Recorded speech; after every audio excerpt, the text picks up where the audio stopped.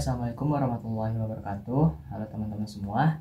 Perkenalkan, nama saya Febrian Yulismana. Bisa dipanggil Febrian. Saya dari konsentrasi Bisdik dan saat ini saya akan membahas mengenai mata kuliah Sistem Manajemen Data atau SMDB, Data Bisnis dan juga Big Data, teman-teman. Nah, untuk pertemuan pertama kita membahas mengenai definisi dan juga kira-kira apa yang akan kita pelajari dari mata kuliah ini untuk kedepannya. Dan mungkin saat ini saya akan membahas langsung ke pertemuan kedua karena pertemuan pertama hanya overview saja, teman-teman. Oke, di sini untuk pertemuan 2 sendiri kita akan membahas mengenai database, konsep dan juga arsitektur. Dan di sini untuk outline mata kuliahnya terdiri dari yang pertama ada traditional feeling versus database approach. Kita di sini akan melihat perbedaan antara sistem tradisional dan juga sistem database, teman-teman. Dan selanjutnya kita akan membahas mengenai definisi dari database itu apa. Lalu akan membahas mengenai tipe-tipe dari data business management system dan fungsinya itu seperti apa. Lalu akan membahas mengenai example of database university. Jadi akan melihat contoh-contoh dari database dengan implementasi university. Lalu untuk selanjutnya, main characteristic of the database approach atau karakteristik utama dari database approach ini, teman-teman. Nah, untuk selanjutnya di sini kita akan membahas mengenai pengguna dari database itu siapa aja. Lalu keuntungan-keuntungan apabila kita menggunakan database dan kapan saja kita tidak perlu untuk menggunakan database ini, teman-teman. Oke, mungkin kita langsung saja masuk ke videonya. Oke, yang pertama kita akan membahas mengenai pendekatan tradisional atau traditional filing versus database approach. Nah, untuk file system atau traditional filing ini bisa kita lihat, teman-teman, di grafik ini. Di sini adalah salah satu contoh customer transaction dari suatu bank. Dan untuk sistemnya yang sebelah kiri lebih terorganisir secara sendiri-sendiri, namun sebelah kanan atau database approach ini lebih fokus atau semua sistemnya tuh di manage di dalam satu database management system gitu, teman-teman. Nah, untuk pendekatan tradisional atau file system ini dalam pengelolaan datanya, setiap bagian dalam suatu sistemnya itu memiliki file tersendiri untuk menyimpan informasi yang dibutuhkan. Mungkin supaya lebih paham lagi, kita akan membuat perumpamaan contohnya dari sebuah universitas. Seperti kita tahu, universitas memiliki beberapa departemen dan masing-masing tentunya menyimpan data mahasiswa yang secara terpisah untuk yang tradisional filing ini ya. Nah, bagian akademik itu menyimpan nama mahasiswa, NIM, dan juga mata kuliah yang diambil. Bagian keuangan menyimpan informasi seputar pembayaran UKT mahasiswa, dan bagian perpustakaan itu menyimpan daftar mahasiswa yang meminjam buku. Nah, ketiga bagian ini menyimpan data yang sama seperti nama dan NIM mahasiswa dalam file mereka masing-masing. Dan ini terkadang untuk traditional filing itu menyebabkan masalah, teman-teman. Masalah-masalah itu seperti apa sih? Yang pertama itu adalah redundansi data atau datanya itu tersimpan sebanyak 2 kali, tersimpan sebanyak berulang kali, teman-teman. Dalam kasus ini, contoh mahasiswa ini, data mahasiswa disimpan berulang kali di berbagai bagian universitas, seperti itu. Nah, yang kedua, konsistensi data yang buruk. Jadi jika satu bagian memperbarui data, misalnya mahasiswa pindah jurusan, tapi yang lain tidak, tapi bagian lain tidak. Nah, itu bisa beresiko untuk menyebabkan ketidaksesuaian informasi. Dan yang ketiga, itu sulit dalam pemeliharaan dan pengelolaannya. Karena apa? Karena setiap bagian harus mengelola data sendiri dan tentunya itu memakan waktu dan juga tenaga. Jika ada kesalahan dalam satu file, tentunya sulit untuk melacak dan memperbaikinya karena setiap bagiannya itu punya sistem sendiri-sendiri, teman-teman. Dan yang keempat, tidak efisien dalam penggunaan ruangan penyimpanan karena data disimpan berulang kali yang bisa menyebabkan penyimpanan itu menjadi boros. Dan juga yang terakhir, keamanan data yang lemah. Ini dikarenakan oleh tidak ada mekanisme kontrol yang jelas sehingga data bisa lebih mudah dimanipulasi tanpa izin, teman-teman. Nah, yang kedua, untuk pendekatan basis data. Nah, untuk pendekatan basis data atau database approach, semua datanya itu disimpan dalam satu sistem terpusat yang bisa digunakan oleh berbagai bagian dalam organisasi. Nah, ini jadi bagian-bagiannya banyak, tapi sistemnya satu, seperti itu. Mungkin sebagai contohnya, seperti yang tadi, di universitas yang menggunakan sistem database approach, bagian keuangan, bagian akademik, dan perpustakaan itu semuanya mengakses data mahasiswa yang sama dari satu sumber saja, teman-teman, dari manajemen sistemnya ini sendiri. Nah, jika ada mahasiswa yang pindah jurusan, ya cukup diperbarui satu kali saja dalam sistem, dan semua bagian bisa melihat perubahan tersebut karena dikelolanya oleh satu sumber utama saja, teman-teman. Dan ini menyebabkan beberapa keuntungan dengan menggunakan pendekatan database approach ini. Yang pertama, mengurangi redundansi data. Tidak ada semacam upload data berulang kali karena ini sumbernya hanya satu, teman-teman. Jadi data mahasiswa hanya disimpan satu kali dalam basis data, dan jika ada perubahan cukup diperbarui di satu tempat saja, tidak sekompleks yang tadi. Nah, yang kedua, itu meningkatkan konsistensi dan akurasi data karena data hanya ada satu sumber, maka kecil kemungkinan itu terjadi ketidaksesuaian antar bagian. Yang ketiga, mudah dalam pemeliharaan karena jika ada kesalahan atau perubahan, ya hanya perlu dilakukan di satu sistem saja, tidak perlu untuk melihat ke banyak file yang terpisah, seperti itu. Yang keempat, itu hemat ruang penyimpanan karena tidak ada data yang disimpan berulang kali, tidak ada data yang redundansi. Dan yang kelima, keamanan data yang lebih baik. Nah, pengguna hanya bisa mengakses data yang sesuai dengan izin mereka. Misalnya, bagian perpustakaan bisa melihat data mahasiswa, tetapi tidak bisa mengubah data keuangan. Jadi sesuai masing-masing bagian saja. Seperti itu. Oke, baik. Selanjutnya, definisi dari database. Nah, database itu apa sih? Nah, database itu adalah kumpulan data yang saling berhubungan dan disusun secara sistematis agar bisa diakses, dikelola, dan juga diperbarui dengan mudah. Nah, contoh dari database ini, mungkin salah satu contohnya itu adalah database universitas yang menyimpan informasi tentang mahasiswa, dosen, mata kuliah, dan nilai. Atau mungkin contoh lain, basis data e-commerce atau database e-commerce itu menyimpan informasi tentang produk, pelanggan, dan juga transaksi. Lalu, apa itu data? Nah, data itu adalah fakta atau informasi yang dapat direkam dan juga pastinya memiliki makna, teman-teman. Dan data ini adalah komponen dasar dari basis data. Nah, database ini memiliki beberapa sumber data. Yang pertama, memiliki beberapa sumber data. Nah, basis data ini dibuat berdasarkan data yang dikumpulkan dari berbagai sumber, seperti transaksi, survei, atau wawancara, atau yang lain sebagainya. Nah, yang kedua, berinteraksi dengan real world atau dunia nyata. Nah, data dalam basis data atau database ini diperbarui sesuai dengan kejadian nyatanya. Contohnya, jika seorang mahasiswa membayar UKT, maka sistem akan mencatat transaksi tersebut. Dan yang terakhir, itu memiliki pengguna yang tentunya berkepentingan, teman-teman. Jadi basis data ini digunakan oleh berbagai pengguna yang memiliki kepentingan yang berbeda. Contohnya seperti mahasiswa yang menggunakan sistem untuk melihat nilai, atau dosen yang menggunakan sistem untuk menginput nilai, seperti itu. Nah, di sini juga ada database sistem. Waktu dulu ya, teman-teman, ini masih menggunakan scorecard mungkin ya. Dan juga saat ini. Nah, untuk saat ini database sistem ini bisa kita temukan kapan saja dan di mana saja. Seperti itu, bisa melalui Gojek, Amazon, Lindungi, Zenius, karena tercatat secara real time. Seperti itu, teman-teman. Untuk selanjutnya di sini ada jenis basis data dan juga aplikasinya. Nah, di sini ada beberapa aplikasi dari database itu sendiri. Yang pertama, traditional application. Dimana di sini database berisi informasi dalam bentuk teks dan juga angka, misalnya seperti daftar mahasiswa dalam universitas yang di dalamnya berisi NIM, nama, dan jurusan. Nah, itu menggunakan teks dan angka. Lalu yang kedua, basis data multimedia dan juga ada geographic information system, data warehouse, real time and Active Database, dan masih banyak aplikasi lainnya teman-teman.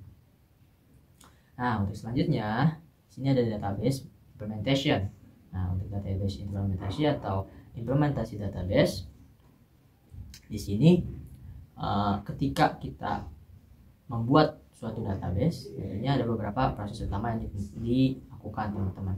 Yang pertama, di sini kita defining database. Di sini kita menentukan struktur data seperti tabel, kolom, dan juga tipe data. Lalu constructing a database atau mengkonstruksi data yang sudah didefinisikan itu akan diorganisir dan juga disimpan dalam sistem penyimpanan digital. Dan yang ketiga itu manipulating database, mana di sini basis data atau database itu memungkinkan untuk para penggunanya menambah, hapus, atau memperbarui data.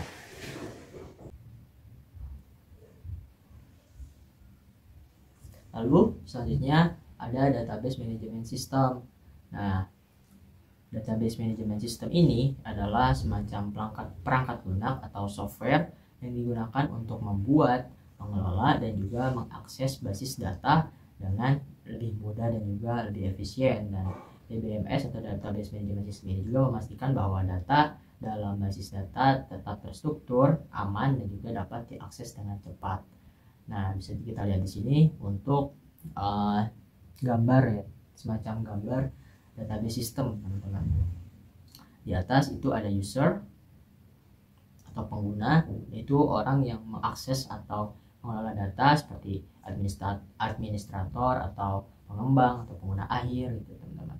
Lalu ada juga software atau perangkat lunak ini yang di kotak tengah-tengah. Nah, ini program-program yang tentunya digunakan untuk mengelola basis data. Nah, yang ketiga itu ada data. Nah, untuk data itu sendiri merupakan informasi yang tentunya disimpan dalam basis data. Dan yang terakhir itu ada hardware atau perangkat keras. Nah, ini media penyimpanan tempat basis data. Misal contohnya seperti server atau cloud storage.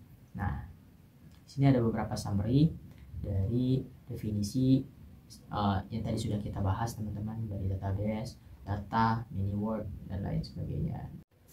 Lalu adapun di sini fungsi umum dari DBMS. Nah, DBMS memiliki beberapa fungsi utama yang membuat pengelolaan basis data ini lebih efisien.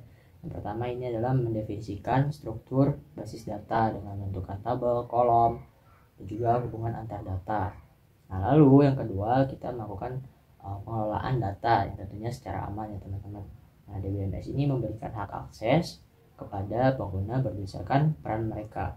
Contoh, mahasiswa yang hanya bisa melihat, dan mereka dan juga dosen yang bisa menginput dan juga memperbarui nilai si mahasiswa tersebut. Lalu yang ketiga itu adalah memproses transaksi secara konsisten. Nah, DBMS ini memastikan bahwa transaksi yang dilakukan dengan benar dan tidak menyebabkan data korupsi.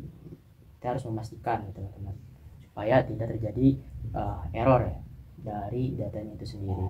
Dan yang terakhir itu menyediakan backup dan pemulihan data. Jadi jika terjadi kegagalan sistem, data bisa dipulihkan dari cadangan backup teman-teman. Dan ada juga beberapa fitur lainnya seperti di sini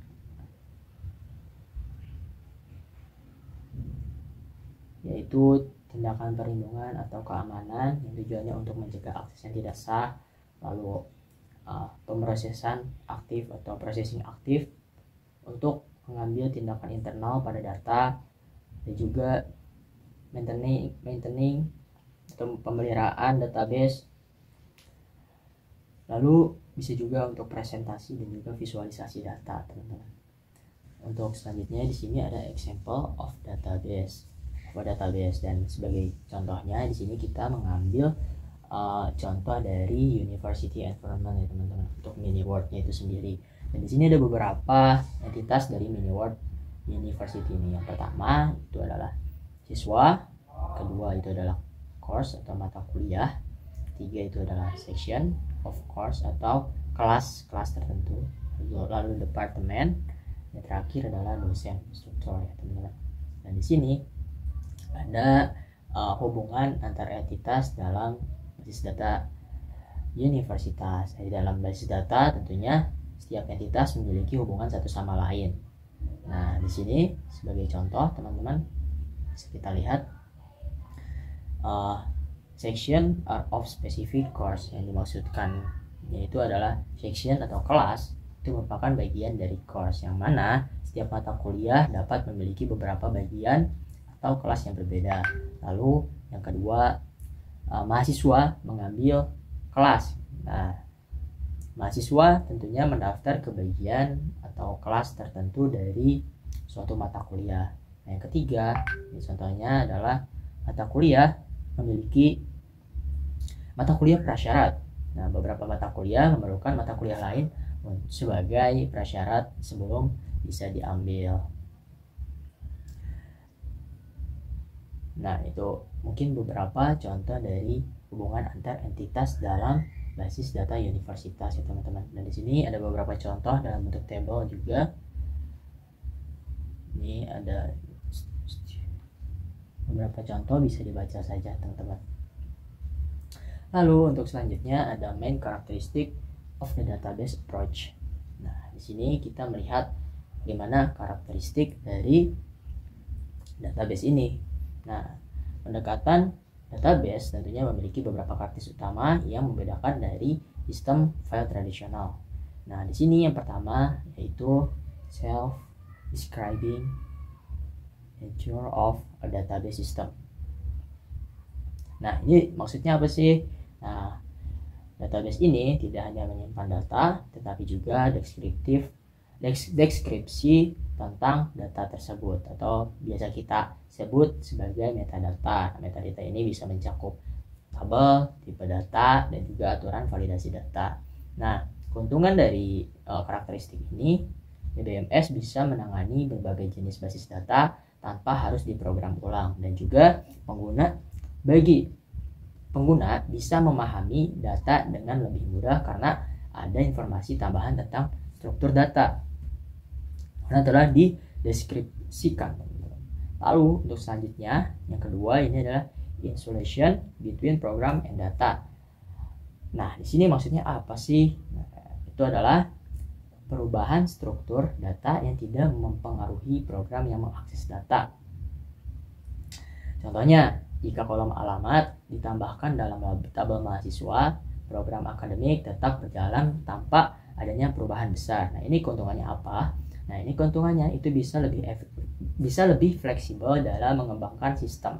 Juga perubahan data tidak bisa mengganggu aplikasi yang sudah berjalan. Jadi kita bebas untuk merubah data karena tidak akan mengganggu aplikasinya itu. Lalu yang ketiga itu adalah data abstraction atau data abstrak ya teman-teman. Nah, ini maksudnya apa sih? Nah, ini para pengguna itu tidak perlu tahu bagaimana data itu disimpan secara teknis, tapi cukup melihat tampilan yang sudah disediakan. Jadi mungkin contohnya seperti ini teman-teman. Mahasiswa yang bisa melihat nilai mereka di portal akademik tanpa tahu bagaimana data tersebut diambil dari basis data. Jadi ya mahasiswa sudah ada itu tampilan dari nilai-nilai mereka yang didapatkan oleh mereka. Nah, keuntungannya apa? Nah, keuntungannya di sini adalah memudahkan para penggunanya dalam memahami dan juga menggunakan basis data, dan juga memisahkan detail teknis dari pengguna akhir teman-teman. Lalu untuk selanjutnya yaitu support of multiple view of the data. Nah, di sini maksudnya apa sih? Nah, dimaksudkan setiap pengguna dapat memiliki tampilan data yang berbeda sesuai dengan kebutuhannya. Misalnya, mahasiswa hanya bisa melihat nilai dan jadwal kuliah, atau contoh lain, administrasi bisa melihat seluruh data akademik tetapi tidak bisa mengubah nilai mahasiswa. Nah, ini keuntungannya apa? Keuntungannya data akan lebih aman karena akses dibatasi sesuai peran pengguna, dan juga setiap pengguna hanya bisa melihat data yang memang relevan gitu teman-teman, terfilter. Lalu selanjutnya yaitu sharing of data and multi-user transaction processing. Ini maksudnya apa? banyak pengguna bisa mengakses dan memperbarui data dalam waktu yang bersamaan. Jadi contohnya misal mahasiswa bisa mendaftar mata kuliah secara online tanpa harus datang ke kampus. Nah, ini keuntungannya apa? Keuntungannya yaitu meningkatkan efisiensi operasional dalam organisasi, juga memungkinkan akses data itu dapat dilihat secara real time dari berbagai lokasi, teman-teman. Nah, selanjutnya ada user database. Nah, user database itu adalah basis data yang digunakan oleh berbagai jenis pengguna, masing-masing dengan peran dan juga tingkat akses yang berbeda. Para pengguna ini dibagi menjadi dua kelompok utama. Yang pertama itu adalah pengguna langsung atau actor on the scene, dan juga pengguna tidak langsung atau workers behind the scene. Nah, untuk pengguna langsung atau actor on the scene ini yaitu pengguna yang secara langsung berinteraksi dengan basis data dan bertanggung jawab atas pemeliharaan, desain, dan juga penggunaan data. Nah, di sini ada beberapa jenis dari database dari actor on behind the scene ini. Yang pertama, pengguna database administrator. Nah, DBA ini atau database administrator ini bertanggung jawab atas pengelolaan dan juga keamanan basis data, lalu mengontrol hak akses penggunaan untuk mencegah terjadinya akses-akses yang tidak sah, juga melakukan backup dan pemulihan data jika terjadi kesalahan atau kerusakan sistem. Nah, yang kedua itu ada database designer. Nah, database designer ini ditugaskan untuk menentukan struktur basis data seperti tabel, kolom, hubungan antar data, atau batasan data. Dan juga memastikan desain basis data efisien dan sesuai dengan kebutuhan pengguna. Mungkin sebagai salah satu contohnya di sini seorang perancang basis data di marketplace yang mendesain tabel produk, pelanggan, dan juga transaksi serta hubungan antar tabel tersebut. Nah, ketiga itu pengembang aplikasi basis data atau database application developer. Nah, ini mengembangkan aplikasi yang memungkinkan pengguna berinteraksi dengan basis data melalui antarmuka yang mudah digunakan. Misalnya sebagai contohnya tim IT universitas yang membuat sistem akademik yang memungkinkan mahasiswa melihat nilai secara online. Lalu ada juga aktor on the scene, nah yaitu pengguna akhir end user ya teman-teman. Nah, di sini menggunakan basis data untuk keperluan tertentu tanpa harus mengetahui detail teknisnya. Dan di sini juga ada beberapa tipe dari end user ya teman-teman. Yang pertama itu adalah casual user, dan yang kedua itu ada naive atau parametric user.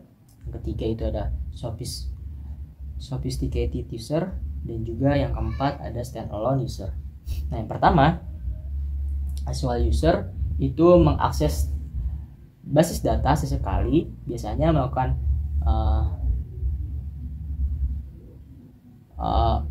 query atau laporan yang telah disediakan. Misalnya sebagai contohnya seorang manajer yang hanya melihat laporan penjualan bulanan, jadi hanya melihat saja, yang menggunakan basis datanya kadang-kadang saja sekali. Lalu yang kedua itu adalah pengguna parametrik. Ini menggunakan basis data secara rutin dengan fitur yang telah dirancang khusus, teman-teman. Contohnya seperti teller bank yang setiap hari menggunakan sistem untuk memproses transaksi nasabah.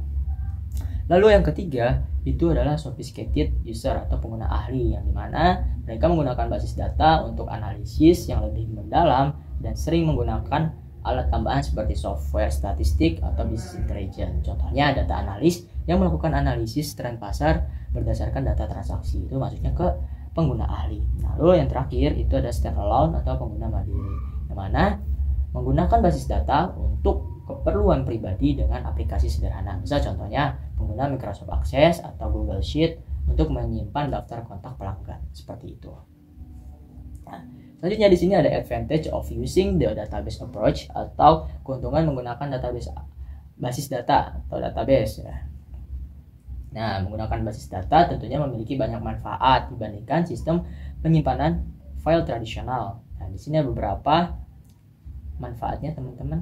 Yang pertama itu mengurangi redundansi dan inkonsistensi data. Nah, dalam sistem tradisional tentunya data sering disimpan berulang kali di berbagai file yang kadang menyebabkan duplikasi dan perbedaan versi data. Namun, di dalam basis data itu memastikan bahwa data hanya disimpan sesekali saja. Memastikan basis data itu disimpan hanya sekali saja sehingga mengurangi penggunaan ruang penyimpanan dan menjaga konsistensi seperti itu. Lalu yang kedua, mempermudah berbagi data antar pengguna. Nah, basis data memungkinkan banyak pengguna untuk mengakses dan juga berbagi data dengan aman dan terkendali. Administrator basis data dapat mengatur hak akses sehingga pengguna hanya bisa mengakses informasi yang mereka butuhkan. Misal sebagai contoh, dalam perusahaan e-commerce, bagian pemasaran bisa melihat data pelanggan tetapi tidak bisa mengubah data transaksi keuangan. Lalu yang ketiga, itu adalah keamanan data yang lebih baik. Nah, DBMS memungkinkan pengaturan izin akses sehingga hanya pengguna yang berwenang yang dapat melihat atau mengubah data tertentu. Nah, ada juga beberapa fitur keamanan dalam DBMS seperti autentifikasi, yang mana ini memastikan hanya pengguna yang terdaftar yang bisa mengakses sistem, atau ada juga otorisasi yang mana ini menentukan level akses setiap penggunanya dan masih banyak lagi. Nah, contohnya di sini seorang kasir hanya bisa menginput transaksi pelanggan tetapi tidak bisa menghapus data transaksi yang sudah terjadi. Lalu selanjutnya menyediakan penyimpanan data yang persisten. Nah, keuntungan lainnya menyediakan penyimpanan data yang persisten. Nah, data dalam basis data tersimpan secara permanen dan tidak hilang meskipun sistem dimatikan. Nah, sistem DBMS juga memiliki fitur backup dan pemulihan sehingga data tetap aman jika terjadi kegagalan sistem. Misalnya di sini contohnya sebuah bank yang memiliki sistem cadangan data harian untuk memastikan bahwa semua transaksi tersimpan dengan baik. Lalu mendukung pemrosesan multi pengguna. Nah, banyak pengguna dapat mengakses dan memperbarui data secara bersamaan tanpa menyebabkan konflik atau kesalahan data. DBMS ini memiliki mekanisme konkurensi kontrol yang memastikan bahwa transaksi diproses secara benar ketika banyak pengguna mengakses data secara bersamaan. Lalu ada juga meningkatkan efisiensi dan kecepatan akses data, yang mana di sini DBMS menyediakan indeks dan optimasi query yang memungkinkan pencarian data dilakukan dengan cepat dibandingkan dengan pencarian manual dalam sistem file tradisional, yang mana basis data dapat menemukan informasi dalam hitungan detik saja, teman-teman. Contohnya marketplace seperti Tokopedia atau Shopee dapat mencari produk berdasarkan kategori, harga, dan rating hanya dalam hitungan detik saja. Lalu selanjutnya ada memfasilitasi analisis data dan pengambilan keputusan. Lalu ada fleksibilitas dalam mengubah struktur data dan masih banyak lagi, teman-teman. Oke, teman-teman, selanjutnya kita akan membahas mengenai kapan kita tidak memerlukan DBMS. Yang seperti kita tahu tadi kita sudah membahas mengenai database management system dan banyak keuntungannya. Tapi ada juga beberapa nih teman-teman situasi di mana kita tidak perlu menggunakan DBMS ini atau bahkan tidak direkomendasikan. Nah, ini beberapa alasan utamanya. Yang pertama yaitu hambatan utama atau biaya dalam menggunakan DBMS ini. Nah, ini beberapa faktor yang dapat menjadi penghambat utamanya, yaitu bisa meliputi yang pertama investasi awal yang tinggi, karena menggunakan DBMS ini seringkali memerlukan biaya lisensi, perangkat lunak, pelatihan pengguna, dan juga pemeliharaan. Dalam beberapa kasus juga mungkin juga memerlukan perangkat keras tambahan untuk mendukung kinerja sistem. Lalu yang kedua itu overhead dalam menyediakan fitur tambahan. Jadi DBMS ini dirancang untuk menangani berbagai aspek seperti keamanan, kontrol transaksi, pemulihan data, dan ini bisa membengkakkan biaya teman untuk modal awal dari DBMS ini. Namun fitur-fitur ini bisa menambah beban ya yang sudah saya jelaskan tadi. Nah, yang kedua situasi di mana DBMS ini mungkin tidak diperlukan. yaitu pada saat kita hanya memerlukan aplikasi dan database yang sederhana saja. Jika struktur data sederhana, stabil, dan tidak banyak yang berubah, ya kita cukup gitu untuk menggunakan sistem data tradisional atau file system, karena itu lebih efisien dibandingkan DBMS dan juga lebih murah. Nah, contohnya aplikasi kecil atau proyek individu yang hanya membutuhkan penyimpanan data dasar. Nah, itu kan mudah ya teman-teman. Lalu yang kedua itu kebutuhan real time yang ketat. Beberapa sistem memiliki batasan waktu yang sangat ketat, misalnya dalam sistem kendali pesawat atau perangkat medis. Nah, overhead yang ditimbulkan oleh DBMS ini dapat menyebabkan penundaan dalam pengambilan atau pemrosesan data, sehingga tidak memenuhi persyaratan waktu nyatanya, teman-teman. Dan yang ketiga itu adalah akses data oleh satu pengguna, yang mana jika aplikasi hanya digunakan oleh satu pengguna atau sedikit pengguna, maka file sistem sederhana atau traditional system itu mungkin sudah cukup saja. Tanpa perlu DBMS. Contohnya aplikasi desktop pribadi seperti manajemen keuangan pribadi, nah itu tidak perlu menggunakan DBMS karena itu terlalu ribet ya. Jadi cukup menggunakan file saja sudah cukup ya. Traditional filing sudah cukup. Nah, nomor 3, situasi di mana tidak ada DBMS yang memadai. Nah, ada juga beberapa kondisi di mana DBMS ini tidak dapat memenuhi kebutuhan sistem. Yang pertama, itu keterbatasan model data. Nah, jika kompleksitas datanya terlalu tinggi dan tidak dapat dimodelkan dengan baik oleh DBMS yang tersedia, itu kadang sulit ya teman-teman, bahkan tidak bisa. Contohnya, aplikasi yang memerlukan model data khusus yang tidak sesuai dengan model relasional. Lalu yang kedua, kebutuhan operasi khusus, yang dimana jika pengguna membutuhkan operasi atau manipulasi data yang tidak didukung oleh DBMS, itu cukup sulit dan bahkan tidak bisa, teman-teman. Contohnya itu adalah aplikasi yang membutuhkan algoritma pemrosesan data unik yang sulit atau tidak efisien diimplementasikan dalam DBMS yang standar. Nah, untuk kesimpulannya, menggunakan DBMS ya tentunya bukan selalu menjadi solusi yang terbaik untuk suatu sistem. Jadi jika aplikasi memiliki struktur sederhana, tidak membutuhkan akses multi pengguna atau memiliki persyaratan real-time yang ketat, maka lebih baik menggunakan metode penyimpanan lain seperti file system biasa, traditional filing tadi, atau database khusus yang lebih ringan. Selain itu, jika kompleksitasnya tidak bisa ditangani oleh DBMS, ya kita perlu pendekatan lain yang lebih sesuai seperti itu.